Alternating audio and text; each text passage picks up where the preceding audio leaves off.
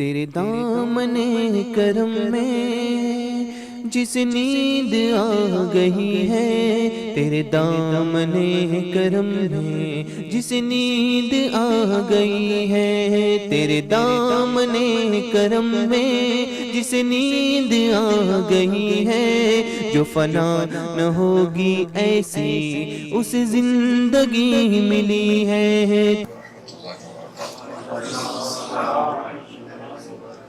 الحمدللہ رب العالمین والصلاة والسلام علی سید المرسلین وعلی آلہ الطیبین وعلی اصحابہ الکاملین وعلی علماء ملتہ الراشدین وعلی جمیع اہل سنتہ اجمعین، اما بعد فاعوذ باللہ من الشیطان الرجیم، بسم اللہ الرحمن الرحیم۔ ان اللہ وملائکتہ یصلون علی النبی یا ایہا الذین آمنوا صلوا علیہ وسلموا تسلیما۔ اللہم صل علی وسلم وبارک علی سیدنا مولانا محمد وعلی آلہ وصحبہ وبارک وسلم وصلی علیہ۔ اللہ کا شکر ہے کہ اس نے آج ہمیں یوم جمعہ کی ان بابرکت لمحات اور ساعات میں اپنے ذکر کی توفیق بخشی، اور جمعہ ایام کا سردار ہے، دنوں کا سردار ہے، اور حضور کا فرمان ہے میری امت کے غریبوں کی عید بھی ہے یہ دن۔ غریب جو ہیں وہ پیسے کی صورت میں نہیں، وہ غریب جن کے پاس اچھے اعمال نہیں،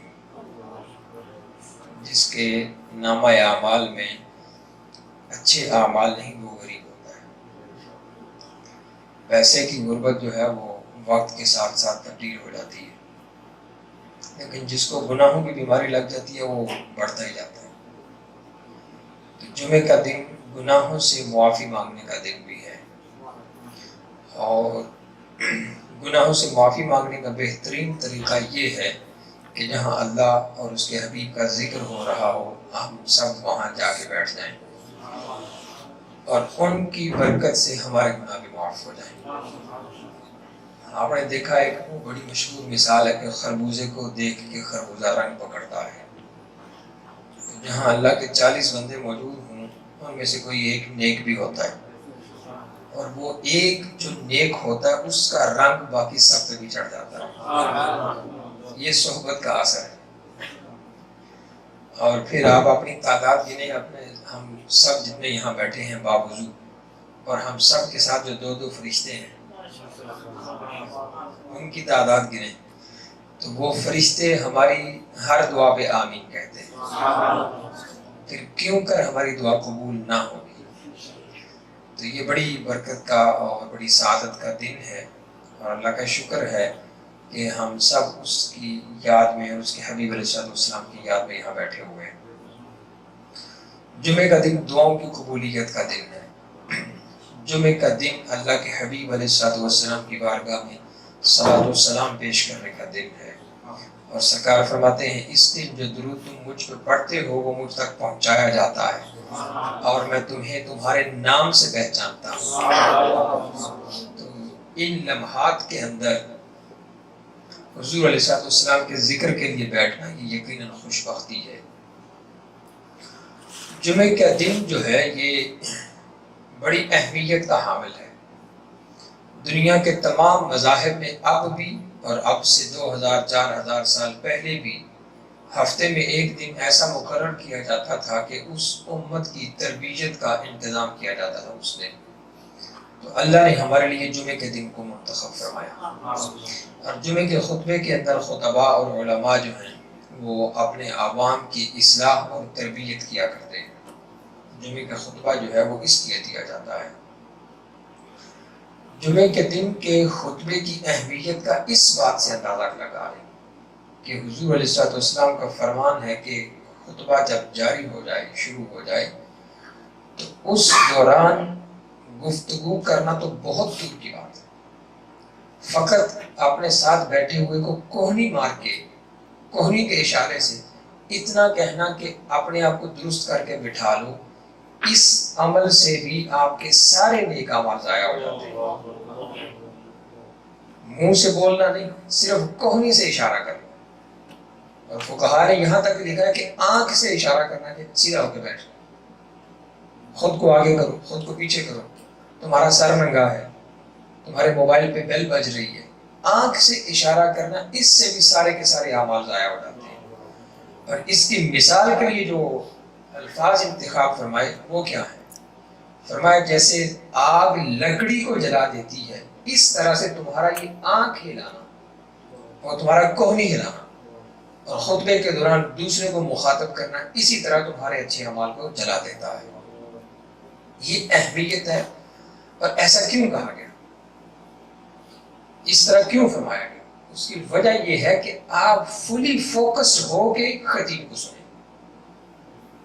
اب خطیب جو ہے وہ خطبہ دے رہا ہے اور آپ حضرات اپنے کاموں میں مصروف رہیں اور آپ کا دماغ جو ہے وہ ایبسنٹ رہے، فزیکلی آپ پریزنٹ ہیں اور مینٹلی آپ ایبسنٹ ہیں، تو یہ خطبے کی گستاخی کے ساتھ ساتھ اللہ اور اس کے رسول علیہ السلام کی گستاخی بھی ہے کہ آپ رب کا پیغام سننے بیٹھے ہیں.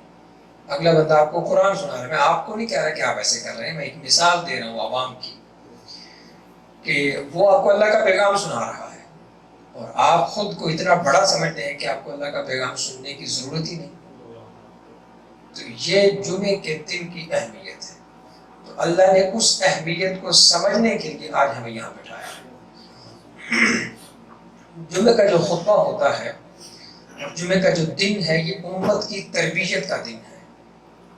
آپ یہ دیکھیں کہ ہماری ایک خاص ریشو اور پرسنٹیج ہے ہماری سوسائٹی کی جو 5 وقت کے لیے مسجد میں نہیں جاتے، لیکن جو پورا ہفتہ مسجد میں نہیں جاتا، جمعے کے دن وہ بندہ بھی مسجد میں جاتا ہے. تو اس دن کے لیے اللہ نے جو اس کی اہمیت رکھی ہے وہ یہی ہے کہ اس دن مسلمانوں کے ایمان کی، عقائد کی، اعمال کی اور ان کے معاملات کی اصلاح کی جائے. لوگ مسجد سے جو کہ ان کا مرکز ہے، جہاں ان کی بیٹری چارج کی جاتی ہے، وہاں سے وہ پیغام لے کے جائیں اور اپنی زندگیوں کے اندر ان کے عملی طور پہ اس کے اثرات نظر آئیں. یہ جمعے کے دن کا یہ مقصد اور یہ مطلب اور اس کا اصل ہدف یہ ہوتا ہے. قرآن مقدس کی چند آیات کی انشاءاللہ سورۃ النور کی چند آیات کی تفسیر ہم آج پڑھیں گے اور مجھے امید ہے کہ آپ احباب اس کو اپنے دل اور دماغ میں جگہ دیں گے. اللہ عز و جل ارشاد فرماتا ہے اعوذ باللہ من الشیطان الرجیم وقل للمؤمنات یغضضن من ابصارهن ويحفظن فروجهن ولا يبدين زينتهن الا ما ظهر منها وليضربن بخمرهن على جيوبهن ولا يبدين زينتهن الا لبعولتهن او آبائهن او آباء بعولتهن او ابنائهن او ابناء بعولتهن او اخوانهن او بني اخوانهن او بني اخواتهن أو نسائهن أو ما ملكت أيمانهن أو التابعين غير أولي الإربة من الرجال أو الطفل الذين لم يظهروا على عورات النساء ولا يضربن بأرجلهن ليعلم ما يخفين من زينتهن وتوبوا إلى الله جميعا أيها المؤمنون لعلكم تفلحون. سورۃ المؤمنون جو ہے، سورۃ النور کی یہ جو آیت ہے، یہ اسلام کے اندر جو پردے کا کانسیپٹ ہے، مرد اور عورت دونوں کے لیے، صرف عورت کے لیے نہیں، مرد اور عورت دونوں کے لیے جو پردے کا کانسیپٹ ہے اس کی بیس ہے یہ آیت. جو اسلام کے اندر پردے کے احکام ہیں اس کی بنیاد ان آیات پہ رکھی گئی ہے. اور اس آیت کے اندر رب تعالیٰ نے بڑی وضاحت کے ساتھ، کھول کے، صراحت کے ساتھ پردے کو بیان فرما دیا ہے کہ پردہ ہے کیا. لیکن کچھ مغرب زدہ چہرے اور مغرب زدہ افکار والے لوگ جو ہیں وہ قرآن کو بھی توڑ موڑ کر اپنی مرضی کے مطابق پیش کرنا چاہتے ہیں. جس کو رب تعالیٰ نے عربی پڑھنے کی تھوڑی بہت بھی توفیق دی ہے وہ ترجمے کو اور تفسیر کو سمجھ سکتا ہے. ہماری جہالت کی سب سے بڑی وجہ یہ ہے کہ ہم لوگ فقط سنتے ہیں، پڑھتے نہیں. کسی نے آپ کو کوئی قرآن کا حکم پڑھ کے سنایا، کسی نے آپ کو حدیث پڑھ کے سنائی اور آپ نے سن کے اس پہ آمین کہہ دیا. کاش کہ ہماری قوم کے اندر یہ شعور بیدار ہو جائے کہ میں جس بندے سے سن رہا ہوں اس نے قرآن کی جو آیت پڑھی ہے میں خود بھی اس کا ترجمہ پڑھ کے دیکھوں، میں خود بھی اس کی تفسیر کو پڑھ کے دیکھوں. جب تک آپ اس کتاب کو کھولیں گے نہیں آپ کو یہ کتاب سمجھ نہیں آئے گی.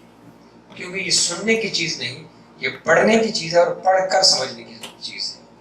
اس لیے جب بھی آپ کوئی قرآنی آیت یا قرآنی ترجمہ اور تفسیر سنیں یا پڑھیں، اس کو سمجھنے کی کوشش کریں اور اس کو مختلف جہات سے پڑھنے کی کوشش کریں۔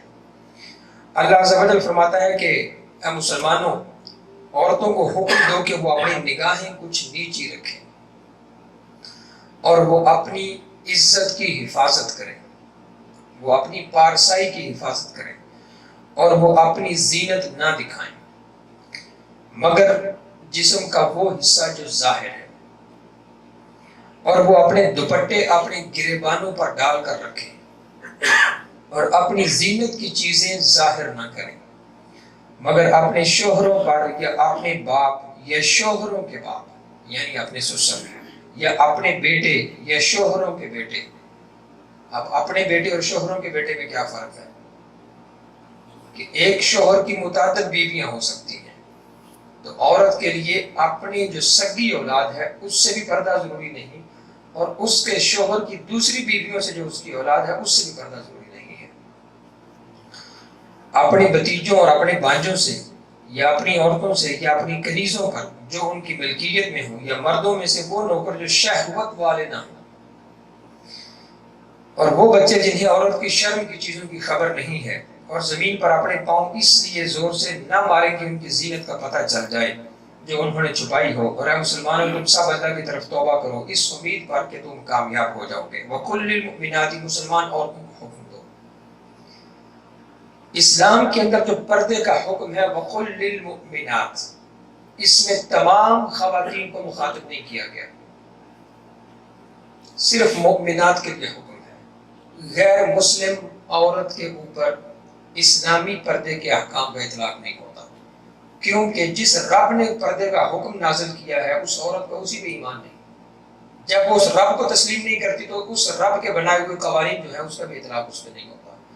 تو اس سے یہ ثابت ہوا کہ یہ پردے کا جو حکم ہے یہ صرف اور صرف مسلمان عورتوں کے لیے ہے، غیر مسلم عورتوں کے لیے نہیں ہے، کیونکہ وہ دائرہ اسلام سے ہی خارج ہے۔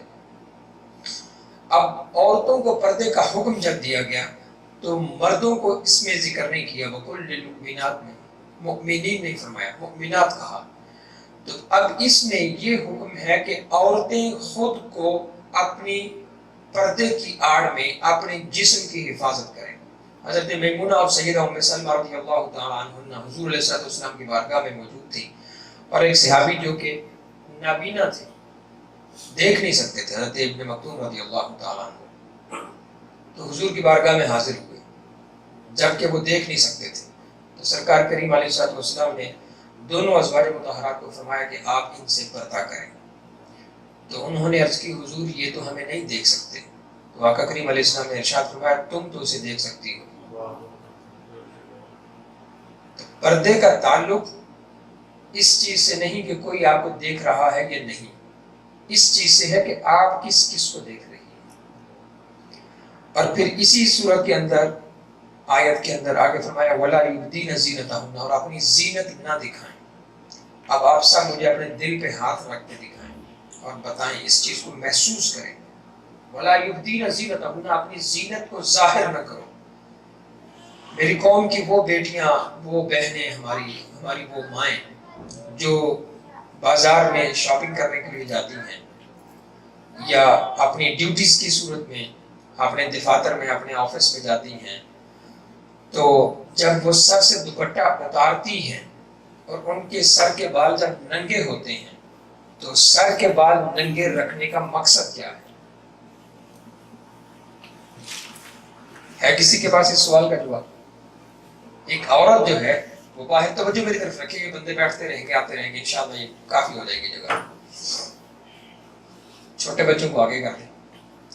تو ایک عورت جو ہے جب وہ اپنے بالوں کو بنا کر اس میں اچھی طرح سے کنگھی کر کے پھر ان بالوں کو ہیئر ڈریسنگ کے لیے جو انسٹرومنٹس آتے ہیں وہ استعمال کر کے بنا سنوار کر وہ عورت مارکیٹ میں جب جاتی ہے اور سر ننگا رکھتی ہے تو اس کا سر ننگا رکھنے کا مقصد کیا ہے؟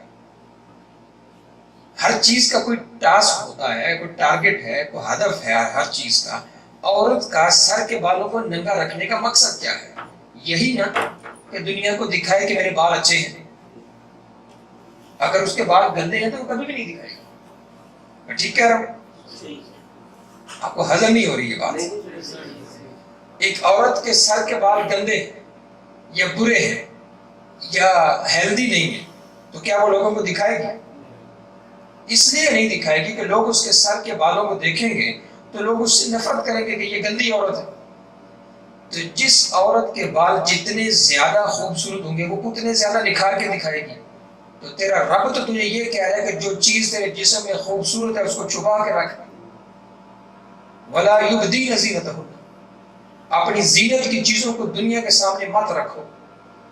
پھر دوسری بات کہ یہ ہاتھ جو ہیں شرعاً ہاتھ جو ہیں یہ پردے کے اعضاء میں شامل نہیں ہیں اور پاؤں، لیکن اب ہاتھ جو ہیں یہ شامل نہیں، یہ بازو جو ہے یہ پردے کے اندر شامل ہے. ایک عورت سلیپ لیس پہن کے باہر اگر گھوم رہی ہے تو بازو کو ننگا کر کے وہ کیا دکھانا چاہتی ہے؟ بازو کو ننگا کر کے وہ دنیا کو دکھانا کیا چاہتی ہے؟ وہ بتانا کیا چاہتی ہے؟ یہی بتانا چاہتی ہے کہ میرے بازو خوبصورت ہیں. اگر اس کے بازو بدصورت ہے تو وہ کیوں دکھائے گی؟ سمجھ آ رہی ہے بات کی؟ یہ روزے سے ہیں آپ سب لوگ. اس کے بال خوبصورت ہیں اس لیے دنیا کو دکھا رہی ہے. اس کا جسم خوبصورت ہے وہ اس لیے دکھا رہی ہے.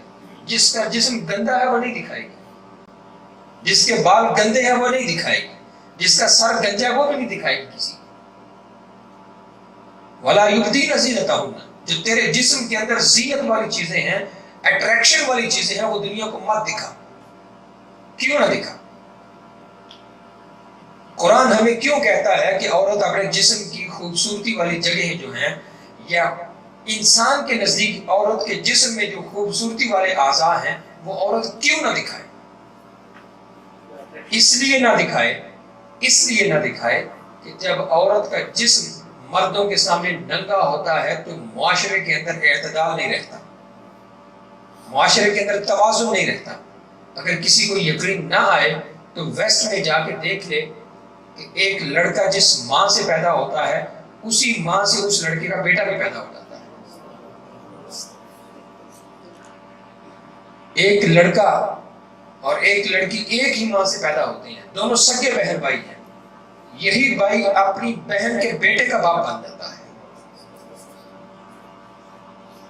اور ایک انسان جس کے ہاں ایک بیٹی پیدا ہوتی ہے اور جب بے اعتدالی اور بے پردگی اپنے عروج کو پہنچتی ہے تو یہی باپ اپنی بیٹی کے بچے کا باپ بن جاتا ہے. اس لیے قرآن کہتا ہے وَلَا يُبْدِينَ زِينَتَهُنَّ. اس لیے اللہ کے حبیب علیہ السلام فرماتے ہیں لعن اللہ الناظر والمنظور الیہ، تم میں سے ہر اس مرد اور عورت پر لعنت ہے جو اس کو دیکھے جس کا دیکھنا اس کے لیے حلال نہیں ہے. آپ دیکھ لیں آج کے معاشرے کے اندر کہ آپ کی بیوی، آپ خود کو انالائز کر کے دیکھیں اپنے گھر کے اندر، آپ اپنی زندگی کے بہترین جج آپ خود ہیں، آپ اپنے منصف خود ہیں. آپ اپنے گھر کے معاملات دیکھ لیں کہ آپ کی بیوی کی جو شاپنگ کی فرمائشیں ہیں اس کے اندر دین کتنا ہے اور دنیا کتنی ہے.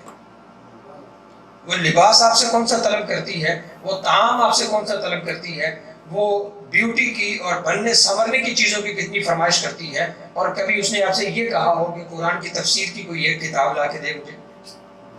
کبھی اس نے آپ سے یہ کہا ہو کہ مجھے ذرا یہ تو بتاؤ کہ میرے آقا کی بیوی سیدہ عائشہ کا طرز زندگی کیسا تھا؟ کبھی اس نے آپ سے یہ کہا ہو کہ فاطمہ الزہرا کا پردے کا عالم کیا تھا؟ کبھی آپ کی بیوی نے، آپ کی بیٹی نے، آپ کی ماں نے، بہن نے آپ سے یہ فرمائش کی ہو کہ مجھے بتاؤ تو صحیح کہ خدیجہ جو 2 بار بیوہ تھی محمد مصطفیٰ کی بیوی بنی، پھر کل کائنات کے اوپر اس خدیجہ کا نام احترام سے کیوں لیا جاتا ہے؟ نہیں پوچھے گا، کبھی نہیں پوچھے گا. وجہ اس کی یہ ہے کہ ہم نے معاشرے کو اس طریقے سے ٹرین کیا ہے، اس طریقے سے ہم نے اپنی بیٹیوں کی تربیت کی ہے کہ آج ہم دین سے بہت دور نکل چکے ہیں. آقا کریم علیہ السلام نے اپنی بیویوں کو اور اپنی بیٹیوں کی جس انداز میں تربیت کی وہ قرآن نے بیان فرما دی. قرآن مقدس نے تمہیں یہ بتایا ہے کہ اپنی بیویوں کو، اپنی بیٹیوں کو، اپنی ماؤں کو اور اپنی عورتوں کو بتاؤ کہ جو زینت کے اعضاء ہیں وہ دوسروں پہ ظاہر نہ کرے. لیکن یہیں پہ اللہ اور اس کے حبیب علیہ السلام نے حوصلہ افزائی فرمائی ہے کہ عورت اپنے شوہر کے لیے خوب بنے سمجھے. اسلام نے کسی عورت کو اچھا لباس پہننے سے تو کبھی بھی منع نہیں کیا، بلکہ اس پہ تو بشارتیں ہیں کہ تھکا ہوا شوہر باہر سے آئے محنت مزدوری کر کے، شام کو گھر میں داخل ہو، بیوی کے چہرے پہ مسکراہٹ دیکھے، یہ بیوی جنت میں جانے والی ہے. اسلام نے ڈسکریج نہیں کیا.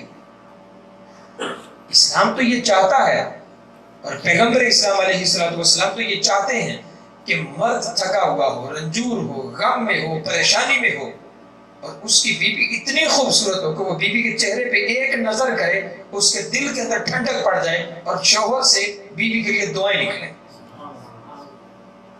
ایسے شوہر اور ایسی بیوی جو ہے، ان کو اللہ نے دنیا کے اندر ان کے گھر کو جنت بنایا. لیکن یہ جو اس عورت کی حسن اور خوشنمائی ہے، یہ اس کے شوہر کے لیے ہو. جب شوہر سے ہٹ کے دوسروں کے لیے ہوگی تو پھر معاشرے کے اندر توازن نہیں رہتا، پھر اعتدال نہیں رہتا. اور دین اسلام نے تو یہاں تک حکم دیا ہے کہ اگر باہر دروازے پہ دستک ہو اور اندر گھر کے اندر عورت ہو، عورت کو چاہیے کہ انتہائی کرخت لہجے میں بات کرے. عورت کو چاہیے کہ کرخت لہجے میں بات کرے. یہ نہ پوچھے جی بھائی جان آپ کون ہیں، نہیں. اس کو کوئی نام دیے بغیر براہ راست اس سے یہ سوال کیا جائے بتا تیرے آنے کا مقصد کیا ہے. میرے شوہر سے ملنا ہے، وہ گھر پہ نہیں ہے. میرے بھائی سے ملنا ہے، وہ گھر پہ نہیں ہے. میرے بچے سے ملنا ہے، وہ گھر پہ نہیں ہے. جب وہ آئیں اس وقت آنا. لہجے کے اندر اتنی کرختی ہونی چاہیے عورت کے. اور جو عورت اس انداز میں بات کرتی ہے، رب کے فرشتے اس کی عزت کی حفاظت فرماتے ہیں. اور آج طریقہ کیا ہے؟ دیکھیں، میرے دوست آتے ہیں میرے گھر میں، میری بیوی ان کی مہمان نوازی نہیں کرتی. یہ تیری بیوی ہے، یہ ان کی نوکرانی نہیں ہے. اور تیری بیوی جو ہے وہ تیرے سامنے مسکرا سکتی ہے، کسی اور کے سامنے مسکرا نہیں سکتی. اور پھر آج کے لوگ جو ہیں وہ بیویوں کو مختلف پارٹیوں میں اپنے ساتھ لے جاتے ہیں. معذرت چاہتا ہوں اگر آپ میں سے بھی کوئی جاتا ہے. اللہ کے قرآن کو ویسے بیان کیا جائے گا جیسے رب چاہتا ہے. اللہ کے حبیب کی حدیث کو ویسے بیان کیا جائے گا جیسے حضور چاہتے ہیں. جو مولوی اس کے اندر مکس اپ کر لیتے ہیں، اللہ کی لعنت ہے ان مولویوں کے اوپر، ان مبلغوں کے اوپر. مغرب زدہ چہرے جو ہیں، خاص ہے ترکیب میں قوم رسول ہاشمی. اقبال نے اس چیز کو کتنا وضاحت کے ساتھ بیان کر دیا کہ اللہ کے حبیب کی جو قوم ہے اس کی خاص ترکیب ہے. یہ نہ دائیں ہے، یہ نہ بائیں ہے. اس ترکیب کی جو بنیاد ہے وہ مدینہ منورہ کے اندر ہے. اور مدینہ منورہ کے اندر سیدہ فاطمہ الزہرا رضی اللہ تعالی عنہا، حضور کا وصال ہو گیا. اور حضور کے وصال کے بعد سیدہ فاطمہ زندگی بھر کبھی بھی نہیں مسکرائی. بیٹی فاطمہ ہو اور باپ محمد ہو، اور حضور کا سایہ ظاہری طور پہ دنیا سے اٹھ جائے تو پھر فاطمہ مسکرائے، یہ کیسے ہو سکتا ہے؟ تو حضرت فاطمہ رضی اللہ تعالیٰ عنہ کبھی بھی مسکراتی نہیں تھی.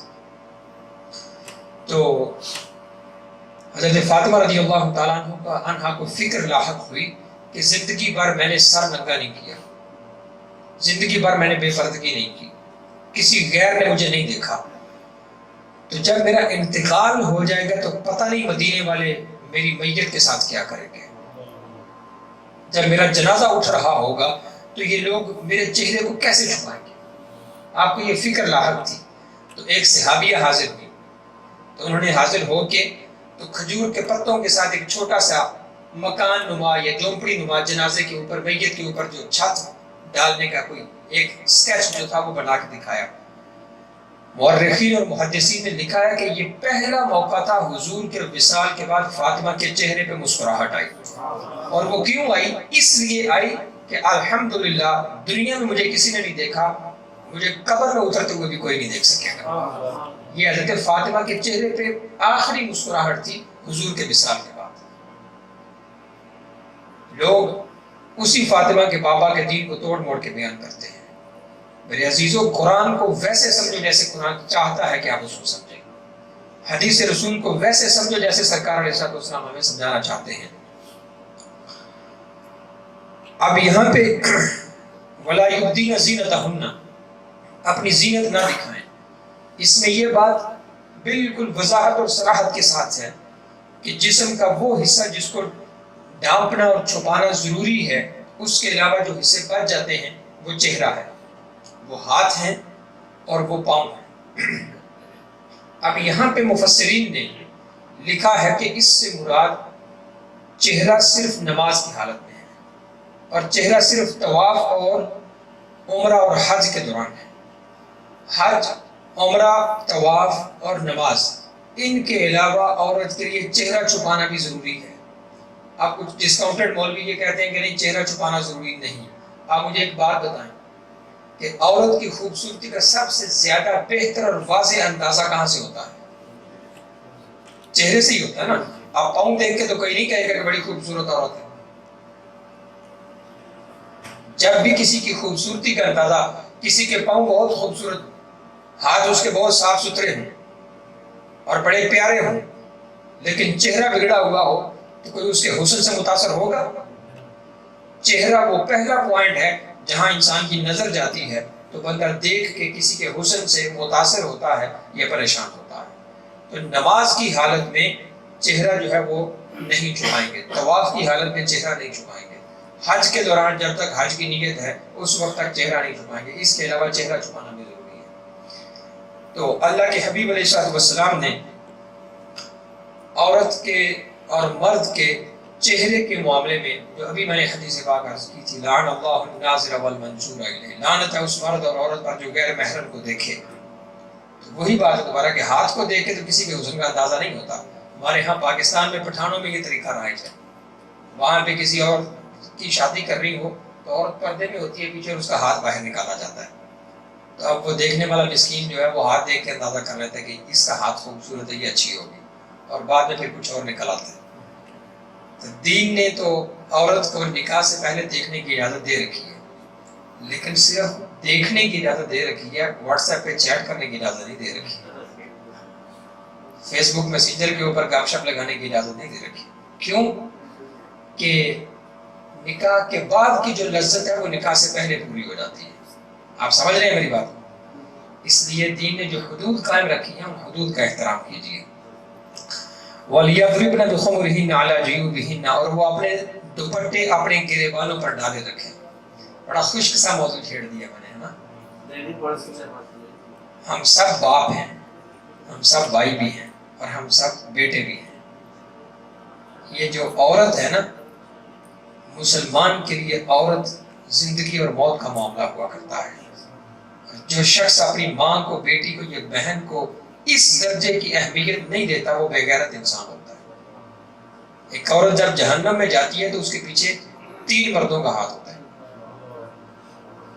عورت کے جہنم میں جانے کے پیچھے 3 مردوں کا ہاتھ ہے، باپ کا، بیٹے کا اور شوہر کا۔ اس لیے قرآن کے یہ احکام سمجھنا ضروری ہے۔ ویسے تو قرآن سمجھنا ضروری نہیں رکھا ہوا ہم نے آج کل۔ اپنے دوپٹے اپنے گریبانوں پہ ڈالے رکھیں۔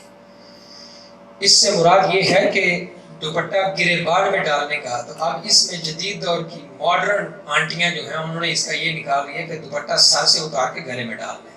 قرآن تو یہ کہتے ہیں، ملحد جو ہیں ایتھیسٹ وہ یہ کہتے ہیں۔ ان گدوں کو کوئی سمجھائے کہ قرآن یہاں تمہیں یہ کہہ رہا ہے کہ گریبان میں دوپٹہ ڈالو تاکہ تمہاری چھاتیاں جو ہیں یہ بھی چھپ جائیں۔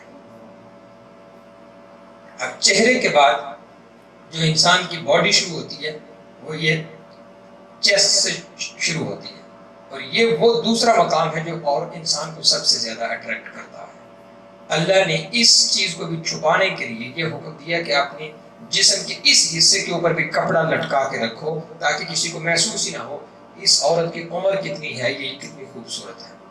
حضور علیہ السلام کے ظاہری حیات مبارکہ کے اندر بھی یہ حکم موجود تھا، یا ایھا النبی قل لازواجک وبناتک ونساء المؤمنین یدنین علیہن من جلابیبہن۔ حبیب اپنی بیویوں کو، اپنی بیٹیوں کو، مسلمان عورتوں کو یہ حکم دے دیں کہ یہ اپنے سروں کے اوپر، جسم کے اوپر چادریں لٹکا کے پھر باہر نکلا کریں۔ کیوں؟ اس لیے کہ کوئی غیر ان کو پہچان نہ سکے۔ اور آج میری بیٹیاں، ہماری بہنیں، ہماری مائیں جو ہیں وہ اس نیت کے ساتھ باہر نکلتی ہیں کہ میں اپنے حسن سے پہچانی جاؤں، لوگ مجھے دیکھ کے اٹریکٹ ہو جائیں۔ استغفر اللہ العظیم، امت کس چکر میں پڑ گئی ہے۔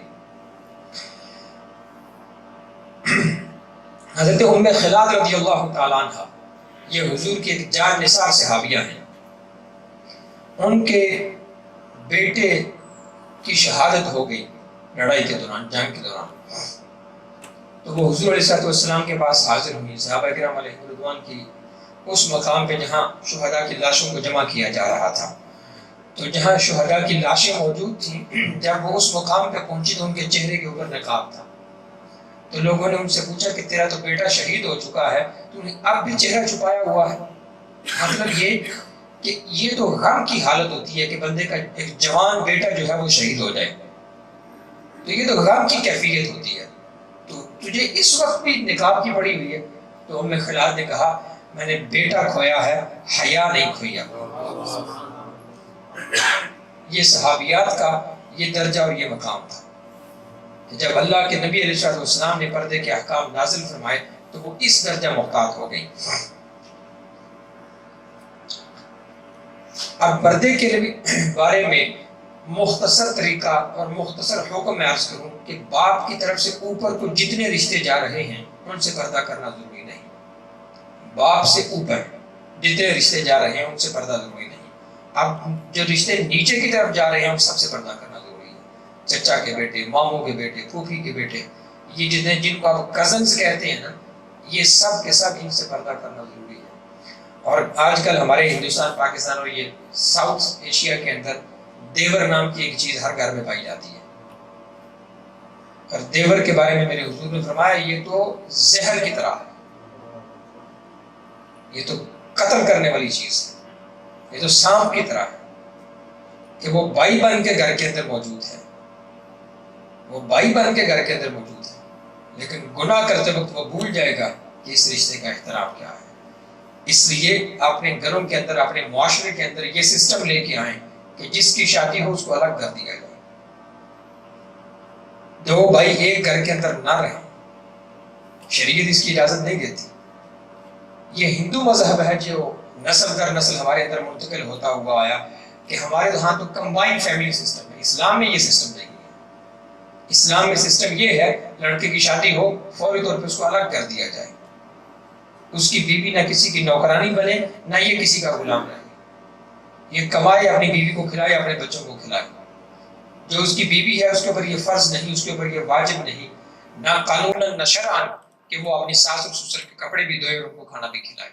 ہاں اگر کوئی خدمت کر کے جنت میں جانا چاہتی ہے تو یہ اس کی خوش قسمتی ہے، اسلام اس سے روکتا نہیں، اسلام اس کی حوصلہ افزائی کرتا ہے، لیکن عورت جو ہے اس کو بے پردگی سے بچانے کے لیے اور معاشرے کے اندر توازن قائم کرنے کے لیے یہ ضروری ہے کہ جس کی شادی ہو اس کو الگ کر دیا جائے، ایک گھر کے اندر دو بھائی نہ رہیں۔ میں عینی شاہد ہوں، آئی وٹنس ہوں، ایک نہیں درجنوں گھروں کا جہاں پہ دیور کو بھابھی کے ساتھ زنا کرتے ہوئے پکڑا گیا، اور کئی گھر ایسے ہیں اسی سعودی عرب کے اندر وہ لوگ رہتے ہیں جو صرف پیچھے ہندوستان یا پاکستان اس وجہ سے نہیں جا رہے کہ ان کی بیوی اس کے بھائی کی بچوں کی ماں بن چکی ہے، اس سعودی عرب کے اندر لوگ موجود ہیں۔ دنیا بہت دور جا چکی ہے میرے بھائیوں، وہ چیزیں جو آپ تصور نہیں کر سکتے وہ کام ہو رہے ہیں اس معاشرے کے اندر، اور یہ نکاح اور یہ بے پردگی اور یہ بد نگاہی جو ہے یہ باپ کو بیٹی کے ساتھ زنا کے مرتکب بنا رہے ہیں۔ یہ تو اللہ کے حبیب کا کرم ہے کہ ہماری شکلیں بگڑ نہیں جاتی، ورنہ گناہوں میں تو ہم ہرگز قوم لوط سے پیچھے نہیں، ہم 100 قدم آگے ہیں ان سے۔ قوم لوط تو لواطت کا شکار تھا، امرت پرستی کا شکار تھا۔ ہم انسانوں سے، ہم آج کے مسلمانوں سے ہماری بیٹیوں کی عزتیں محفوظ نہیں ہیں۔ اپنے معاشرے کے اندر اعتدال قائم کرو، اپنے بچوں پہ نظر رکھو۔ یہ جو بد نگاہی، بے حیائی، یہ زنا، یہ لواطت، یہ جو معاملے ہوتے ہیں، یہ چھوٹے چھوٹے بچے جو اسکول میں جاتے ہیں، آپ 2-3 ہزار ریال ماہانہ فیس دے کے بچوں کو اسکول میں پڑھا رہے ہیں، کاش آپ یہ بھی فکر کریں کہ ہمارے بچوں کی عزت وہاں اسکول کے اندر محفوظ ہے۔ یہ میں آپ سب کو ایک الارمنگ میسج دے رہا ہوں، ہر اس میرے بھائی جس کے بچے یہاں اسکولوں میں جا رہے ہیں وہ یہ مت سمجھے کہ یہ مسلمانوں کا ملک ہے اور یہاں پہ یہ کام نہیں ہوتے، کثرت سے ہو رہے ہیں۔ میرا چونکہ واسطہ ہے لوگوں کے ساتھ، لوگ میرے پاس اس طرح کے مسائل لے کے آتے ہیں، میں تو سنتا ہوں اور دیکھتا ہوں، میرا تو روزمرہ کا ایکسپیرینس ہے۔ یہاں کے اسکولوں کے اندر وہ بے حیائی ہو رہی ہے جو آپ تصور بھی نہیں کر سکتے۔ یہ جو آپ کا 6 سال کا بچہ جس کو آپ انتہائی معصوم ننھا منھا بچہ سمجھتے ہیں، آپ کو نہیں پتا کہ شیطان نے اس کو جنسی اعتبار سے کتنا میچور کر رکھا ہے۔ اہل مغرب جو ہیں وہ 5 سال کی بچی کو انجیکشن لگا دیتے ہیں مانے حمل۔ 5 سال کی بچیاں جو مغرب کے اندر ہیں، امریکہ کے اور یورپ کے اسکولوں میں پڑھنے والے، جن کے وہاں رشتے دار رہتے ہیں، وہ پوچھ کے دیکھیں، میں تو خود دیکھ کے آیا ہوں۔ آپ ان سے پوچھیں 5 سال کی بچی کو انجیکشن لگا دیا جاتا ہے کہ ان کیس کچھ معاملہ ہو جائے تو وہ پریگننٹ نہ ہو۔ 5 سال کی بچی کو دنیا اس نہج پہ پہنچ چکی ہے، وہاں انجیکشن لگا دیا جاتا ہے، یہاں نہیں لگایا جاتا۔ لیکن ہمارے بچے اس ساری سچویشن سے گزر کے جاتے ہیں۔ اکاش کہ آپ کی نظر سکول کے اندر بھی ہو، آپ کی نظر سکول سے باہر ہے۔ یہ میں آپ سب کو الرٹ کر رہا ہوں۔ اور دنیا کے اندر کم عمر ترین جو عورت کسی بچے کی ماں بنی، اس کا تعلق اسی خطے سے ہے۔ 13 سال کی لڑکی ماں بن گئی، 13 سال کی لڑکی۔ یہ اب تک کا سب سے منیمم ایج جو رپورٹ ہوئی ہے وہ یہ ہے۔ اس سارے کے سارے معاملے کی وجہ کیا ہے کہ ہم اس نام کے مسلمان ہیں، ہم کام کے مسلمان نہیں ہیں۔ یہ جس اولاد کے اوپر آپ 2-2 3-3 ہزار ریال ماہانہ لگا رہے ہیں اسکول میں پڑھانے کے لیے، ان کی فکری تربیت بھی کریں، ان کے اوپر چیک اینڈ بیلنس رکھیں، اپنے بچے کو سمجھنے کی کوشش کریں کہ یہ اسکول میں کرتا کیا ہے۔ آپ کا بچہ گھر کے اندر آ کے کچھ ارریگولیرٹی اگر شو کر رہا ہے، یہ کچھ ایسا معاملہ جو آپ نے پہلے نہیں دیکھا، یا آپ کا بچہ شائنس کا شکار ہے، یا اگر آپ کا بچہ کسی معاملے میں کچھ ہیزیٹیشن شو کر رہا ہے، یا تھوڑی ایب نارملٹی شو کر رہا ہے، لازمی بات ہے کہ اس کے پیچھے کچھ نہ کچھ اسکول کے اندر ہو رہا ہے۔ آپ چیک کر کے دیکھیے آپ کے بچوں کے ساتھ کہیں غلط رویہ نہ اختیار کیا گیا ہو۔ آپ جن بچوں کی وجہ سے یہاں پہ ہیں، آپ بھوک کاٹ رہے ہیں، آپ پردیس کاٹ رہے ہیں، آپ اپنے والدین سے دور ہیں، آپ اپنے رشتہ داروں سے دور ہیں، خدا نخواستہ کسی کی یہاں موت ہو جائے 2 ہفتے تک تو لاش نہیں ملتی۔ آپ ایک ایسی سرزمین پہ ہیں جہاں مشکلیں ہی مشکلیں ہیں، پریشانیاں ہی پریشانیاں ہیں۔ آپ پیسے کما رہے ہیں لیکن آپ اپنی انرجی ویسٹ کر رہے ہیں۔ اتنا کچھ کرنے کے بعد اگر یہاں سے جب آپ جائیں تو 20 سال کے بعد یا 25 سال کی عمر میں جب آپ کے بچے کی یا بچی کی شادی ہونے لگے اور اس کے اندر سیلف کانفیڈنس کی کمی ہو تو مجرم آپ ہیں۔ سمجھ آ رہی ہے میری بات کی؟ جی، یہ کسی اور زبان میں پیش کی جائے۔ یہ اس دور کے مسائل ہیں، سائیکولوجیکل ایشوز ہیں۔ اپنے بچوں کے مائنڈ ریڈنگ کرنے کی کوشش کریں۔ جن کے بچے نہیں ہیں وہ یہ نیت رکھیں کہ رب اولاد عطا کرے گا تو ہم اسی طریقے سے ان کا تحفظ کریں گے۔ جن کے ہیں وہ فکر کریں اس چیز کے اوپر۔ یہ بڑے اہم مسائل ہیں اس دور کے۔ درود پاک پڑھیے، اللہم صلی وسلم وبارک علی سیدنا محمد وعلی آلہ واصحابہ وبارک وسلم وصلی علیہ۔ وَأَنكِحُوا الْأَيَامَ مِنكُمْ وَالصَّالِحِينَ مِنْ عِبَادِكُمْ وَإِمَائِكُمْ إِنْ يَكُونُوا فُقَرَاءَ يُغْنِهِمُ اللَّهُ مِنْ فَضْلِهِ وَاللَّهُ وَاسِعٌ عَلِيمٌ۔ اور تم میں سے جو بغیر نکاح کے ہوں اور تمہارے غلاموں اور لونڈیوں میں سے جو نیک ہیں ان کے نکاح کر دو، اور اگر وہ فقیر ہوں گے تو اللہ اپنے فضل سے انہیں غنی کر دے گا، اللہ وسعت والا اور علم والا ہے۔ اب آپ دیکھیں کہ معاشرے کے اندر زنا کی کثرت ہے اور نکاح مشکل ہو رہے ہیں۔ اللہ یہ فرماتا ہے کہ تم میں سے جو نکاح کرنے کے قابل ہیں ان کے نکاح کر دو۔ فائدہ کیا ہوگا؟ رب فرماتا ہے کہ میں اپنے فضل کے ساتھ اس کو غنی فرما دوں گا۔ پرانے دور کے اندر اور آج بھی عرب کے اندر، جس عرب میں آپ بیٹھے ہوئے ہیں یہاں پہ یہ طریقہ ہے کہ جس انسان کے ہاں رزق کی کمی ہو لوگ اس کو نکاح کا مشورہ دیتے ہیں کہ یہ نکاح کر لے، کیونکہ جو تیرے نکاح میں آنے والی ہے وہ اپنا نصیب لے کے آئے گی، اس کی وجہ سے تیرے لیے رزق کے جو بند دروازے ہیں اللہ وہ کھول دے گا۔ حضور علیہ السلام کے پاس آ کر اگر کوئی فقر کی شکایت کرتا ہے، یا رسول اللہ میرے پاس پیسہ نہیں ہے، مال نہیں ہے، سرکار فرماتے جا نکاح کر، رب تجھے غنی فرما دے گا۔ آج اس دور میں آپ دیکھ لیں کہ لوگ الٹے چل رہے ہیں۔ لوگ نکاح کیوں نہیں کرتے؟ میرے پاس پیسہ نہیں ہے اس لیے میں نکاح نہیں کر پا رہا، میرے پاس گھر نہیں ہے اس لیے میں نکاح نہیں کر پا رہا۔ ہونا تو یہ چاہیے تھا جس کے پاس پیسہ نہیں وہ نکاح کرے، تاکہ پہلے ایک مانگنے والا تھا، اب دونوں مصلی پہ بیٹھ کے رب کے آگے ہاتھ اٹھائیں، رب دونوں کی دعا قبول کرے، رزق کے دروازے کھل جائیں گے۔ اب آپ اس خوف سے نکاح نہیں کرتے کہ پیسہ نہیں ہے، اور جب پیسہ آ جاتا تو پھر اس خوف سے نکاح نہیں کرتے کہ اب گھر نہیں بنا ہوا، اور جب گھر بن جاتا ہے تو پھر اس خوف سے نکاح نہیں کرتے کہ جہاں نکاح کریں گے پتہ نہیں یہ لوگ کیسے نکلیں گے، تو بھائی آپ جماعت ملائکہ میں چلے جائیں گے، آپ انسانوں میں رہتے ہی کیوں؟ آپ فرشتوں میں چلے جائیں جہاں کسی قسم کی کوئی پریشانی نہیں ہے۔ تو جس کو اللہ نے نکاح کی توفیق دی ہے وہ نکاح کرے۔ اب بعض صورتوں میں نکاح فرض ہے، بعض صورتوں میں نکاح واجب ہے، بعض صورتوں میں نکاح مستحب ہے، اور بعض صورتوں میں نکاح کرنا حرام ہے۔ اب نکاح فرض کس پہ ہے؟ ہر وہ نوجوان لڑکا اور لڑکی جو جوان ہے، صحت مند ہے، اور نکاح نہ کرنے کی وجہ سے گناہوں کی لت میں مبتلا ہے، اس کے لیے نکاح کرنا فرض ہے۔ اور حضور کا فرمان ہے جو نکاح نہیں کر سکتا اسے چاہیے کہ وہ روزے رکھے، کیونکہ روزہ رکھنے سے شیطان دفع ہو جاتا ہے اور نفس پہ کنٹرول حاصل ہو جاتا ہے۔ تو جو نکاح نہیں کر پاتا وہ روزے رکھے۔ اسی طرح وہ نوجوان جو اپنی بیویوں سے، اور وہ بیویاں جو اپنے شوہروں سے دور ہیں، وہ بھی کثرت سے روزے رکھیں تاکہ شیطانی شہوات سے بچ سکیں۔ اللہ کے حبیب علیہ الصلوۃ والسلام جی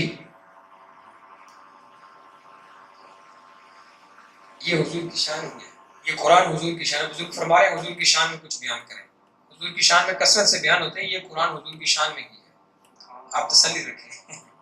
آپ کا حکم سر آنکھوں پہ، لیکن قرآن کے یہ عنوانات وہ ہیں جو ہمارے معاشرے میں نہیں چھیڑے جاتے، ہمارے لوگ ان کو سننا پسند نہیں کرتے۔ حضور کی شان جو ہے وہ یہی ہے کہ ہم حضور کے بتائے ہوئے تعلیمات جو ہیں وہ بیان کر رہے ہیں۔ میں آقا کریم علیہ الصلوۃ والسلام کی شان میں جو کچھ بھی کہوں گا یہ سبحان اللہ کہیں گے اور گھر جا کے بھول جائیں گے، لیکن ابھی جو باتیں میں نے کہہ دی ہیں جب تک یہ زندہ رہیں گے انشاءاللہ بھولیں گے نہیں۔ ابھی جو وارننگ میں نے ان کو دی ہے، اور کچھ ہو نہ ہو ابھی سے، رائٹ ناؤ، ابھی سے یہ اپنے بچوں کے بارے میں محتاط ہو جائیں گے، ایسے ہی۔ تو آپ کا حکم سر آنکھوں پہ، تو حضور کی شان میں پھر کسی وقت انشاءاللہ، اور یہ حضور کی شان ہی ہے، حضور کے فرامین ہی ہم آپ کو پڑھ کے سنا رہے ہیں۔ اس لیے میں کہتا ہوں یہ عنوانات خشک ہیں، ہماری قوم کو ہضم نہیں ہوتے، یہ قرآن پڑھنا نہیں آتا ہماری قوم کو۔ آپ میرے بزرگ ہیں، آپ سب احباب یہاں بیٹھے ہوئے، آپ مجھے دکھا دیں ہندوستان اور پاکستان میں کتنے سنی علماء ہیں جو قرآن کی تفسیر اپنے خطبات میں پڑھتے ہیں، کہ کوئی بلے شاہ کا شعر سنا دے گا، کوئی وارث شاہ کا شعر سنا دے گا، کوئی میاں صاحب کا شعر سنا دے گا، کوئی دب کے آخو سبحان اللہ اور اچھل کے کہو ماشاء اللہ، اور اس کے بعد جلسہ ختم، لنگر کھایا اور گھر چلے گئے۔ میری قوم کا سب سے بڑا المیہ یہ ہے کہ یہ قرآن سے دور ہے، اور جو قرآن پڑھنا شروع ہوئے لوگ کہتے ہیں یہ بابی ہو گیا۔ یہ دیکھیں ان کی حقانیت، یہ ان کی حقانیت دیکھیں، مطلب یہ مثال ہماری طرف آنی چاہیے تھی کہ یہ قرآن پڑھ رہا ہے سبحان اللہ، سنی عالم ہے۔ الٹا ہو گیا معاملہ، جو قرآن پڑھے وہ بابی ہے۔ اور اب میں چونکہ اس طرح کی سبحان اللہ والی تقریر نہیں کرتا، تو اب آپ کو محسوس ہونا شروع ہو گیا کہ یہ بندہ قرآن پڑھ رہا ہے، حضور کی شان میں کچھ نہیں کہہ رہا۔ یہ قرآن جو ہے یہ حضور ہی کی شان ہے، میرے آقا کی نعت ہے، اور حضور کی شان اگر آپ نے سنی ہے تو بھی سیدہ فاطمہ کے فضائل میں نے بیان کیے، فاطمہ الزہرا کے فضائل جو ہیں میں نے بیان کیے، یہ حضور کی شان ہی ہے۔ میرے بیٹے کی اگر کوئی عزت کرے تو اس میں میری عزت ہے، ہم نے حضور کی بیٹی کی عزت بیان کی ہے، یہ حضور کی عزت ہے صلی اللہ تعالی علیہ وآلہ وسلم۔ تو تم میں سے جو بغیر نکاح کے ہوں کہ نکاح کرو۔ اب نکاح کے انتظار میں بیٹیاں بوڑھی ہو جاتی ہیں، اور بچیوں کے سر جو ہیں وہ سفید ہو جاتے ہیں، اور باپ جو ہے اس کی کمر ٹیڑھی ہو جاتی ہے، اور بچیوں کے رشتے نہیں ہو پاتے۔ اب آپ معاشرے کی بے چینی اور بے اعتدالی دیکھیں، اس وقت امت مسلمہ کے اندر کتنی بچیوں کی پرسنٹیج ایسی ہے جن کی عمریں 40 سال سے اوپر ہیں اور ابھی تک ان کے نکاح نہیں ہوئے۔ پھر زنا کو کون رکھے گا؟ جب بچیوں کی عمریں اتنی بڑھ جائیں گی تو زنا کو کون روکے گا؟ جبکہ فی زمانہ میڈیکل سائنس یہ کہتی ہے کہ ساؤتھ ایشیا کی لڑکیاں جو ہیں وہ 12 سال کی عمر میں بالغ ہو جاتی ہیں۔ ایک ایسی بچی، ایک ایسی بہن بیٹی جس کی عمر 40 سال ہو چکی ہے، وہ 12 سال کی عمر میں بالغ ہو گئی تھی، 28 سال گزر گئے اس کے، ان 28 سالوں میں اس سے جتنے گناہ سرزد ہوئے، اس کا گناہ اس بچی کے ساتھ ساتھ اس کے باپ اور بھائی کے سر پہ بھی جائے گا۔ جن کے نکاح نہیں ہوئے ان کے نکاح کرو اور نکاح کو آسان کرو۔ نکاح کے لیے حق مہر کی رقم جو ہے وہ تھوڑی رکھو، نکاح کے لیے زیادہ طویل انتظامات مت کرو، مختصر انتظام کرو، 2 بندے بلا لو، نکاح کر کے اس کے رشتے کو حلال کر دو، رب اس کو توفیق دے گا، وہ کبھی مستقبل میں ولیمہ کر رہے ہیں، ابھی اس کے پاس پیسہ نہیں تو مستقبل میں کر لیں، لیکن نکاح کو آسان کرو۔ آقا کریم علیہ السلام، حضرت ابو ہریرہ رضی اللہ تعالیٰ عنہ کی روایت ہے کہ حضور نے ارشاد فرمایا 3 شخصوں کی اللہ مدد فرماتا ہے۔ پہلا وہ جو اللہ کی راہ میں جہاد کرے، دوسرا وہ ہے جو غلام کو آزاد کروانے کے لیے پیسے دے دے، اور تیسرا وہ ہے جو نیکی کی اور طہارت کی حصول کی نیت سے نکاح کرتا ہے۔ ان 3 کو اللہ تعالیٰ اپنی مدد عطا فرماتا ہے۔ عبداللہ بن عباس رضی اللہ عنہ کی روایت ہے، حضور علیہ السلام نے ارشاد فرمایا تم نکاح کے ذریعے رزق تلاش کرو، تم نکاح کے ذریعے رزق تلاش کرو۔ اب یہ ان لوگوں کے لیے جواب ہے جو یہ کہتے ہیں کہ میرے پاس پیسہ نہیں ہے اس لیے میں نکاح نہیں کر پاتا۔ ابھی آج کل ہم ایک بندے کا نکاح پڑھنے والے ہیں اور اس بندے کے ہاں میرا خیال ہے، میرا گمان ہے کہ بمشکل شام کے کھانے کے پیسے ہوں، بمشکل، میرے ہاتھ میں قرآن، بمشکل شام کے کھانے کے پیسے ہوں اس بندے کے پاس۔ صرف اس کی ایک شرط ہے کہ آپ میرا نکاح سرکار کے گنبد خضرا کے سائے میں پڑھا دیں۔ نہ ولیمہ چاہیے نہ بارات چاہیے، اور اس کی بیوی اس بات پہ متفق ہے۔ وجہ کیا ہے؟ وجہ کیا ہے کہ دونوں قرآن کے عالم ہیں۔ جب قرآن آپ پڑھتے ہیں تو پھر آپ کو جا کے یہ مقام ملتا ہے۔ اب جس نے قرآن سنا غیروں سے، اس کو قرآن کی افادیت کی کیسے سمجھ آئے گی؟ تو میں نے ان سے اور یہ جن کا نکاح ہم پڑھانے والے ہیں، یہ صاحب حال ہی میں مفتی بنے ہیں۔ تو میں نے ان سے پوچھا کہ ایسا کیوں کہ آپ نے یہ کہا کہ آپ وہاں پہ نکاح پڑھا دیں جبکہ آپ کے پاس پیسہ بھی نہیں، اور آپ راضی کیسے ہوئے؟ تو یہ جو ابھی میں آپ کے سامنے بیان کر رہا ہوں، یہ تمام تر احادیث اس بندے نے مجھے سنا دی کہ حضور نے میرے رزق کی ضمانت دے رکھی ہے۔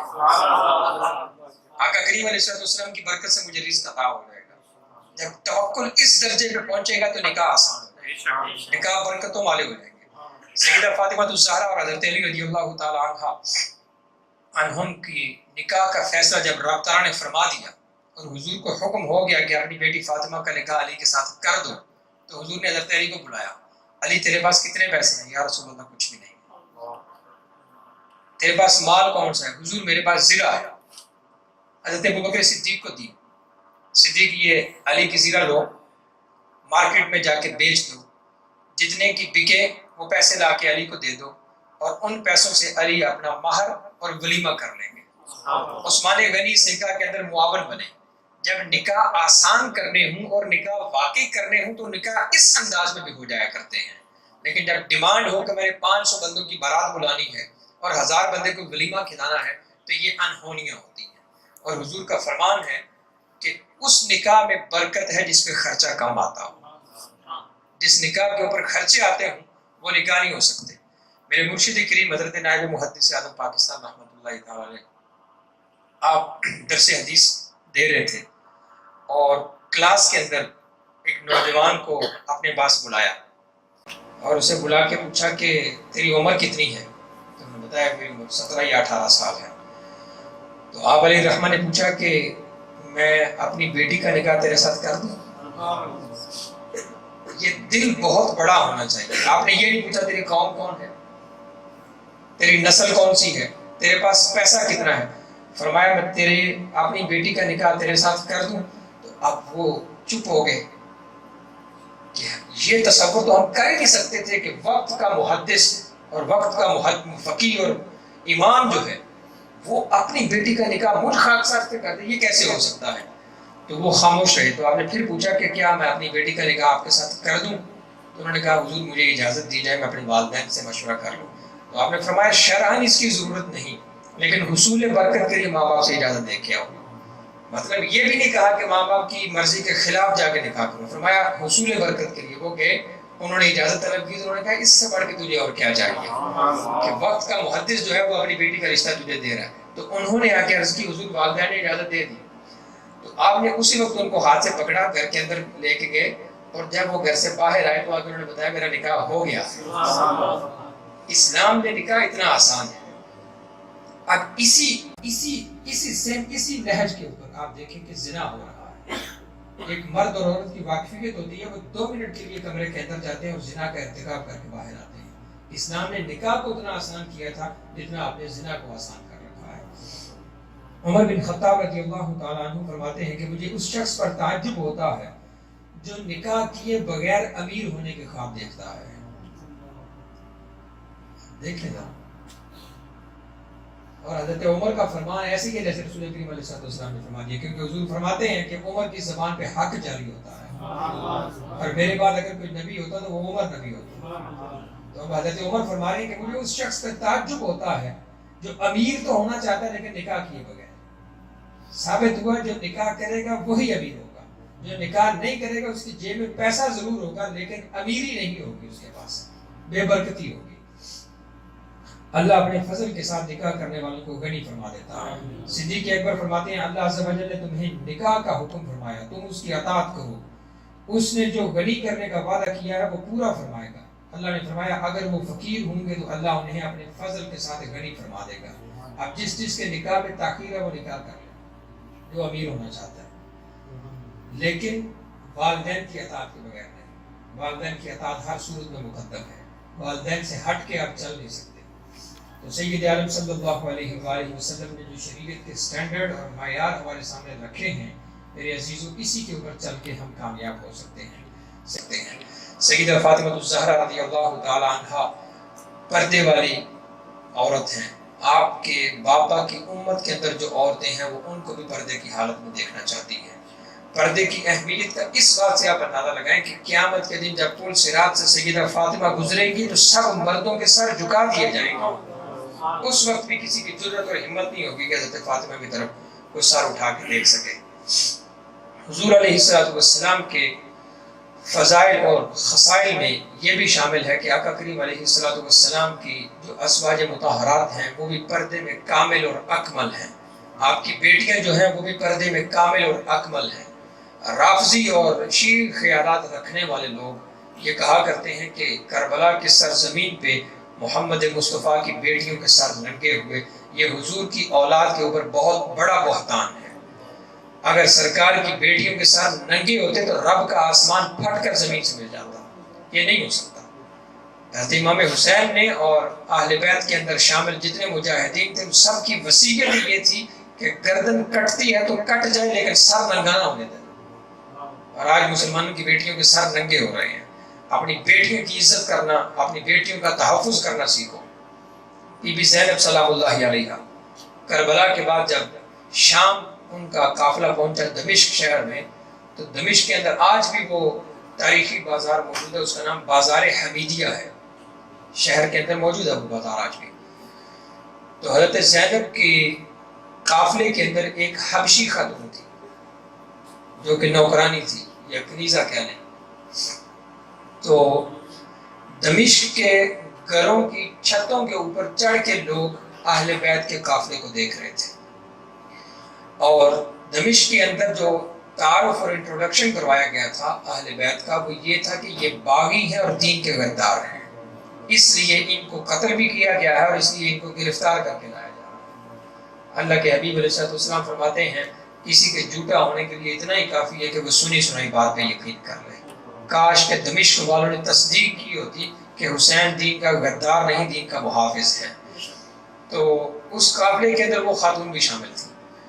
تو جب وہاں سے لوگ گزر رہے تھے تو اہل بیت کی جو خواتین تھی ان پہ طنز کیا جا رہا تھا کہ یہ غداروں کی بیٹیاں ہیں، یہ غداروں کی بیویاں ہیں، یہ دین کے دشمنوں کی اولادیں ہیں. ان کا تعارف اس طریقے سے کروایا جا رہا تھا. تو اہل بیت کی عورتوں کو تانے کا نشانہ بنایا جا رہا تھا، تو ایک کالی رنگت والی حبشی عورت جو تھی وہ بھی اس قافلے میں شریک تھی. تو کسی چھت سے کسی نے اشارہ کیا اور انگلی کے ساتھ کہ یہ کالی عورت بھی ان کے ساتھ شامل ہے. تو اسی قافلے میں سے دو لمبے قد والے حبشی نوجوانوں نے ہاتھ اٹھا کے کہا کہ خبردار، ہم اس کی زبان کھینچ لیں گے جس نے اس عورت کی طرف اشارہ کیا. تو زینب نے اس وقت مدینہ منورہ کی طرف منہ کر کے کہا، یا رسول اللہ، اس کالی عورت کے تحفظ کے لیے تو لوگ موجود ہیں، آپ کی بیٹی کی عزت کے تحفظ کے لیے آج کوئی بھی موجود نہیں ہے. اسلام اپنی بیٹیوں کے تحفظ میں اس قدر حساس ہے. اسلام اپنی بیٹیوں کو اس قدر محفوظ رکھنا چاہتا ہے. یہ بیٹیاں جو ہیں یہ ہماری عزت ہیں، ہماری عورتیں جو ہیں یہ ہماری عزت ہیں، ان کا تحفظ کرو. نہیں کرو گے تو بے حیائی نسل در نسل پھیلتی جائے گی. آپ اپنی بیٹی کو ہر چیز لا کے دیتے ہیں، ہر چیز خرید کے دیکھتے ہیں، ہر اس کی فرمائش پوری کرتے ہیں کہ یہ مہمان ہے، کچھ سالوں کے بعد یہ اپنے گھر کو چلی جائے گی، تو اس سے قبل کہ یہ مجھ سے رخصت ہو میں اس کی ہر خواہش پوری کروں. تو اس کی خواہشیں آپ پوری کریں، لیکن اپنی بیٹی کو اتنی عظیم بیٹی بنا دیں کہ جب یہ اگلے گھر میں جائے تو لوگوں کو سمجھ آ جائے کہ مصطفیٰ کی بیٹی فاطمہ الزہرا کا سایہ اس عورت کے اندر ہمیں نظر آ رہا ہے.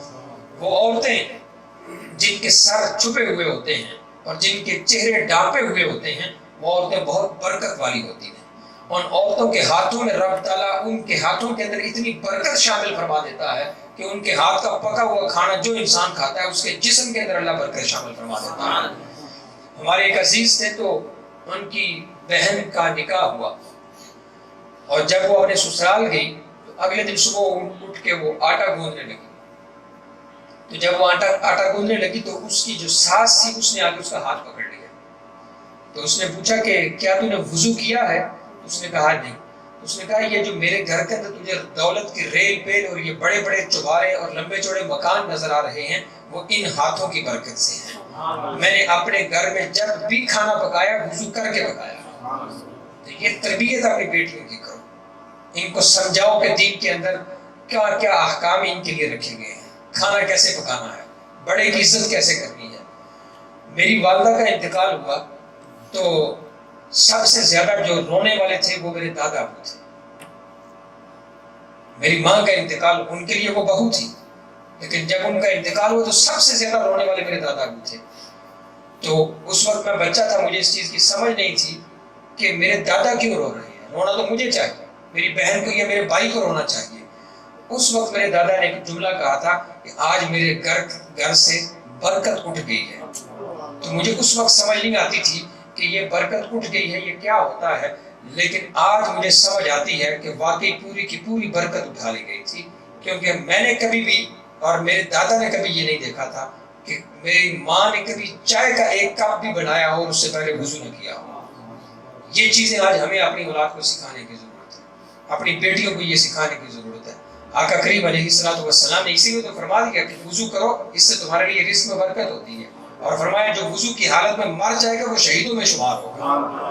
جو وضو کر کے رزق کمانے کے لیے نکلتا ہے رب اس کے رزق کے راستے کو آسان فرما دیتا ہے. اپنی بیٹیوں کو سکھاؤ کہ آٹا کیسے گوندنا ہے، کھانا کیسے پکانا ہے، وضو کیسے کرنا ہے، گھر کے اندر برکت کا حصول کیا ہے. اور اپنی بیٹیوں کو دین کی تعلیم ضرور دو. نہیں دو گے تو یاد رکھو یہ جو آپ کو گھروں کے اندر بے چینیاں نظر آتی ہیں، یہ لو میرج کا چکر عام ہے. آج کل تو ماں باپ سے پوچھنے کا رواج نہیں رہا. لڑکی اور لڑکا گھر کے اندر اس وقت اطلاع دیتے ہیں جب وہ ہر چیز ڈیسائیڈ کر چکے ہوتے ہیں، اب تو صرف پیچھے نکاح رہ گیا ہوتا ہے. تو اپنی بچیوں کو بتاؤ کہ طہارت کیسے حاصل کرنی ہے، پاکیزگی کیسے حاصل کرنی ہے. آپ یقین جانیے آپ اپنی بیٹی کی رخصتی کے وقت اس کو مال نہ دیں، آپ اس کو جہیز نہ دیں، آپ اس کو فرنیچر نہ دیں. آپ اپنی بیٹی کو قرآن سکھا دیں، طہارت کے مسائل سکھا دیں، حضور کا ادب سکھا دیں، سرکار کی اولاد کا ادب سکھا دیں. یہ آپ کا اپنی بیٹی کے لیے بہترین جہیز ہوگا. اس سے بہتر چیز آپ دے نہیں سکتے اپنی اولاد کو. اسی روایت کو توڑتے ہوئے میں ایک ٹریڈیشنل قسم کا بندہ ہوں.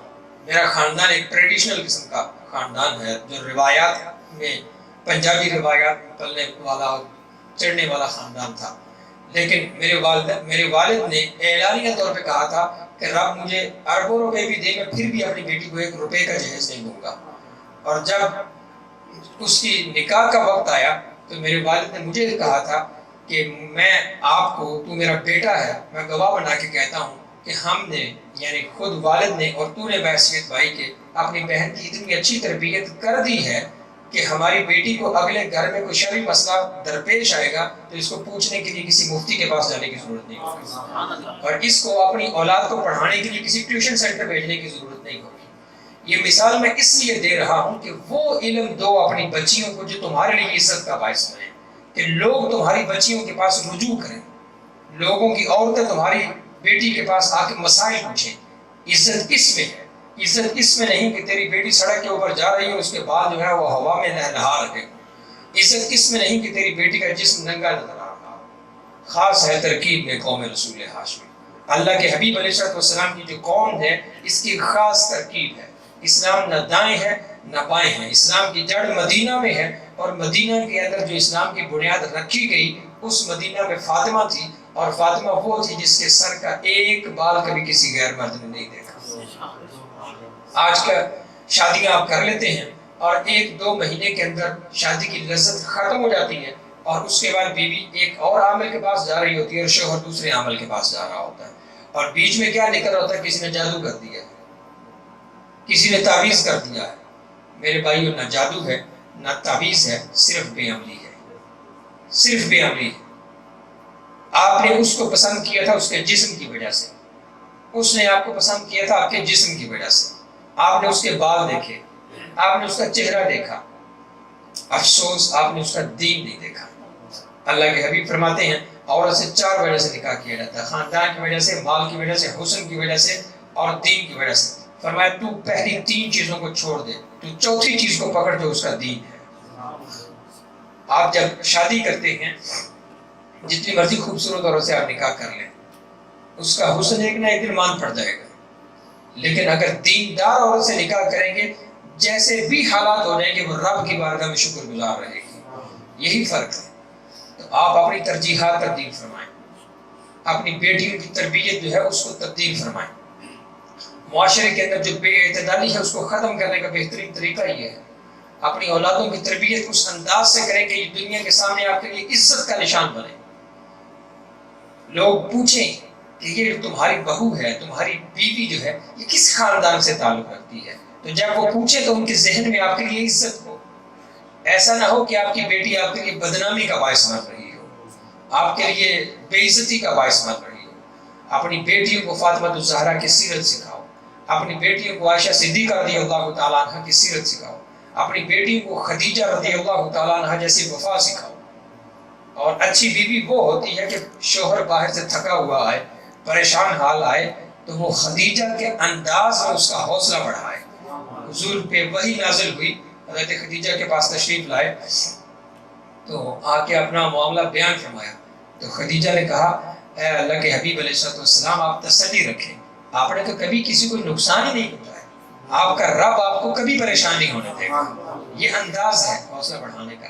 اور حضور علیہ السلام کے ساتھ جو بھی معاملہ پیش آتا حضور اپنی زوجہ سیدہ خدیجہ کو آگے بیان کرتے، اور حضرت خدیجہ اتنی راحت اور تسکین کا سامان فراہم کرتی، حضور کی طبیعت حشاش بشاش ہو جاتی تھی۔ اور آج کل معاشرے میں کیا ہوتا ہے، بندہ شوہر باہر سے آتا ہے کہ آج اتنے پیسوں کا نقصان ہو گیا، اور بیوی سے ہماری تو قسمت میں یہی لکھا ہوا تھا۔ یہ ناشکری ہے، یہ ناشکری ہے، یہ توکل کے خلاف ہے۔ شوہر آ کے نقصان بیان کرے تو بیوی اپنے شوہر سے جواباً یہ کہے اگر آپ نے کسی کے ساتھ برا نہیں کیا تو آپ کا رب بھی آپ کے ساتھ برا نہیں فرمائے گا۔ آپ دعا کا سلسلہ دراز کریں۔ اور اچھے میاں اور بیوی کا ایک اور کانسیپٹ حضور علیہ السلام نے دیا کہ کتنے اچھے وہ میاں بیوی ہیں، کتنے خوش قسمت وہ شوہر اور بیوی ہیں کہ صبح کا وقت ہو اور اگر شوہر اٹھے نہ تو بیوی پانی کے چھینٹے اس کے چہرے پہ مارے۔ آپ دیکھیں محبت کا انداز کیسے سکھایا۔ اور پھر حضور علیہ السلام نے فرمایا کہ اگر بیوی سو رہی اور شوہر نہ اٹھے تو وہ اس کے چہرے پہ پانی کے چھینٹے مارے، فرمایا ان سے اللہ راضی ہو جاتا ہے۔ اب وہ بیویاں نہیں رہی، وہ شوہر نہیں رہے، لیکن ہم موجود ہیں، ہمیں سکھانا چاہیے اپنی بیوی کے ساتھ محبت رکھو، حضور علیہ السلام ایک گلاس میں پانی پیتے، سیدہ عائشہ گلاس میں پانی پیتی، اور جس مقام سے سیدہ عائشہ کے لبھائے مبارکہ لگتے حضور اسی جگہ سے اپنے لب لگا کے پانی پیا کرتے۔ محبت کا یہ انداز بھی ہے، لیکن دیکھیں بدقسمتی، دیکھیں بد کرداری، دیکھیں جہنم میں جانے کا انداز دیکھیں کہ آج ہم بیوی کا جھوٹا پانی نہیں پیتے، اپنی گرل فرینڈ کا جھوٹا پانی وہیں سے پیتے ہیں، اور اسی انداز میں پیتے ہیں جس انداز میں حضور نے بتایا۔ امت کس نہج پہ جا رہی ہے، بے غیرتی کس انداز میں ہمیں تباہ کر رہی ہے۔ حضور علیہ السلام نے بیوی کی دلجوئی کا حکم دیا ہے، بیوی گھر میں سڑی جل رہی ہے، وہاں مر رہی ہے، اور شوہر جو ہے وہ باہر کسی عورت کے ساتھ مشغول ہے۔ ان چیزوں کو آسان کرو۔ جس کی ایک بیوی ہے اس کے پاس دوسری کی استطاعت ہے، وہ دوسری کرے، پہلی بیوی اس کو روک نہیں سکتی، اور یہ ہوگا قیامت سے پہلے اللہ کے حبیب کے فرمان کے مطابق ایک مرد 50 عورتوں میں ہوگا۔ طلاق کی ریشو آپ دیکھ رہے ہیں، جس ملک میں آپ بیٹھے ہو 44% گورنمنٹ کی اسٹیٹسٹکس ہے، 44% طلاق کی ریشو اس سرزمین میں جہاں آپ بیٹھے ہوئے ہیں۔ اب یہ جو 44% عورتیں طلاق لے کے بیٹھی ہوئی ہیں، ان کے ساتھ کون نکاح کرے گا؟ جن کی عمریں 40 اور 45 سال ہو گئی ہیں ان کے ساتھ کون نکاح کرے گا؟ جو بیوہ ہو چکی ہیں ان کے ساتھ کون نکاح کرے گا؟ یہ وقت آنے والا ہے۔